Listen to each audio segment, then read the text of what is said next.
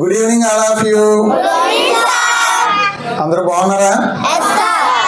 అందరూ బాగున్నాం. ఇప్పుడు ఇంతకీ నిజంగా పిల్లలు ప్రతి ఇంట్లో ఆరోగ్యం ఉందా? అసలు అనారోగ్యం లేని ఇల్లు ఉంది. మా ఇంట్లో ఎవరికి అనారోగ్యం లేదు, ఎవరు టాబ్లెట్లు వేసుకోవట్లేదు అన్నది ఎవరైనా ఉన్నారా? ఎవరింట్లోనే చెయ్యొద్దండి. అంటే ప్రతి ఇంట్లోని కూడా అనారోగ్యాలు ఉన్నాయి. ఇంట్లో అనారోగ్యంతో ఉంటే ఆనందం ఉంటుందా? ఉండదు కదా.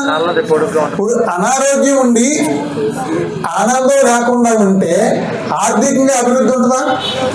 అనారోగ్యాన్ని మళ్ళీ తగ్గించుకోవడానికి మళ్ళీ మనం హాస్పిటల్కి వెళ్ళాలి, వైద్యం చేయించుకోవాలి.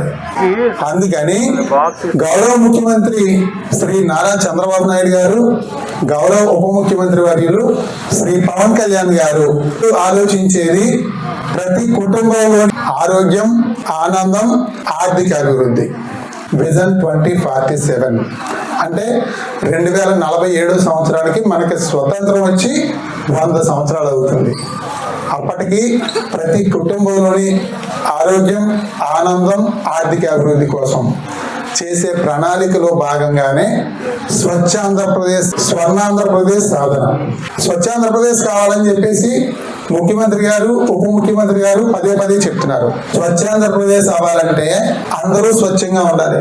మనం స్వచ్ఛంగా ఉండడంతో పాటు మన ఇంటిని స్వచ్ఛంగా ఉంచుకోవాలి, మన పరిసరాలని పరిశుభ్రంగా ఉంచుకోవాలి. మనం ప్రతిరోజు స్నానం చేస్తామా? మన శరీరాన్ని మనం స్వచ్ఛంగా ఉంచుకుంటున్నాం. మనం ప్రతిరోజు స్నానం ఎలా చేస్తున్నామో, మన శరీరాన్ని ఏ రకంగా శుభ్రంగా ఉంచుకుంటున్నామో, మన ఇల్లును కూడా అదే రకంగా శుభ్రంగా ఉంచుకుంటున్నాం. శరీరాన్ని శుభ్రంగా ఉంచుకుంటున్నాం, ఇంటిని శుభ్రంగా ఉంచుకుంటున్నాం. కానీ మన పరిసరాల్లో మళ్ళీ ఆ చెత్త అంతా వేయడం వల్ల ఆ చెత్తని మనం బయట ఉన్న, మన ఇంటి బయట ఉన్న డ్రైనేజ్లో వేయడం వల్ల అవ్వచ్చు, రోడ్డు మీద వేయడం వల్ల అవ్వచ్చు. ఆ మురికి నీరు ప్రవహించకపోవడం వల్ల ఆ నీరు ఎక్కడైతే నిలువ ఉంటుందో అక్కడ దోమలు విపరీతంగా పెరుగుతాయి. ఆ దోమలు పెరిగిన తర్వాత ఈ ఇంటి యజమాని నాకు పెరగడానికి చెత్త అంతా వేశారు, వేళ్ళే కారణం, చాలా మంచివాళ్ళు అని చెప్పేసి మనల్ని కొట్టకుండా ఎక్కడికో వెళ్ళిపోయి ఎవరినన్నా కొడద్దాం. ఫస్ట్ మనలే కొడద్దా దోమ? ఎవరిని కొడద్ది? ఫస్ట్ మనమే దానికి అందుబాటులో ఉంటాం, మనల్నే కొడద్ది. ఇంట్లో కొబ్బరి చెప్పులు కానీ, రుబ్బురోళ్ళు నీళ్ళు కానీ, నిల్వ నీరు ఉండడం వల్ల దోమలు ఎవరిని కొడతాయి? ఫస్ట్ మనల్ని కొడతాయి. మనందరూ తలుచుకుంటే మన ఊరిని మనం మార్చుకోలేమా? పిల్లలు ఆలోచించండి. మన ఇల్లు మనం శుభ్రం చేసుకుంటున్నట్టే మన పరిసరాలను మనం శుభ్రం చేసుకోలేమా? మీరందరూ ఆలోచించండి. పరిసరాల పరిశుభ్రత మనందరి బాధ్యత. ఇది వరకు పోలియో వచ్చి ఎంతో మంది పిల్లలు చిన్న వయసులోనే పోలియోతో ఇబ్బంది పడేవారు. ఈ రోజు పోలియో రహిత భారతదేశం అయింది. కారణం ఏంటి? దీర్ఘకాలిక ప్రణాళిక ప్రభుత్వం ఏర్పాటు చేసి ఒకే రోజు దేశవ్యాప్తంగా పోలియో వ్యాక్సిన్ వేసేవారు. అసలు కంటికి కనిపించని పోలియో వైరస్ క్రీమ్నే మనం లేకుండా చేసినప్పుడు కంటికి కనిపించే దోమ, కంటికి కనిపించే చెత్తను లేకుండా చేయలేము మనం. అది చెయ్యాలంటే విద్యార్థులు పరిసరాల పరిశుభ్రత మనందరి బాధ్యతగా మీరు భావించి ప్రతి ఒక్కరూ కూడా పరిసరాలు పరిశుభ్రంగా ఉండేలాగా మీరు బాధ్యత తీసుకోవాలి. మిమ్మల్ని మేము కోరేది ఊరంతా చీపురిచ్చి చూడండి, మీ వీధంతా చీపురిచ్చి చూడండి అని చెప్పట్లేదు. మిమ్మల్ని రిక్వెస్ట్ చేసేది మీ ఇంటితో పాటు మీ పరిసరాల్లో చెత్త లేకుండా చెయ్యండి. దానివల్ల ఎవరికి మంచిది? మనకే మంచిది. మీరు ఆరోగ్యంగా ఉంటారు, ఇంటి దగ్గర తల్లిదండ్రులు, అన్నతమ్ములు, కుటుంబం అంతా ఆరోగ్యంగా ఉంటుంది. మేము కోరేది కుటుంబ ఆరోగ్య బాధ్యత విద్యార్థులు తీసుకోవాలి.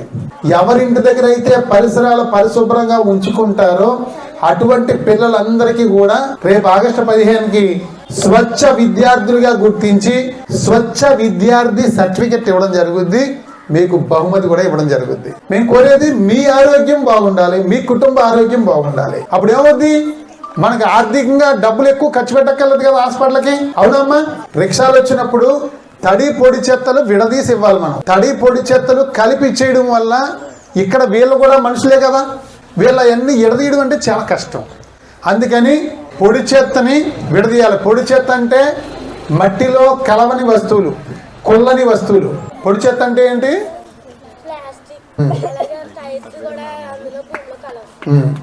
చూడండి, గాజు సీసా, ప్లాస్టిక్ బాటిల్, కవరు, ప్లాస్టిక్ గ్లాసులు, అట్టపెట్టెలు, ఇవన్నీ కూడా అంటే మట్టిలో కలవని వస్తువులన్నీ కూడా పొడి చెత్త కిందే లెక్క. అదే రకంగా తడి చెత్త అంటే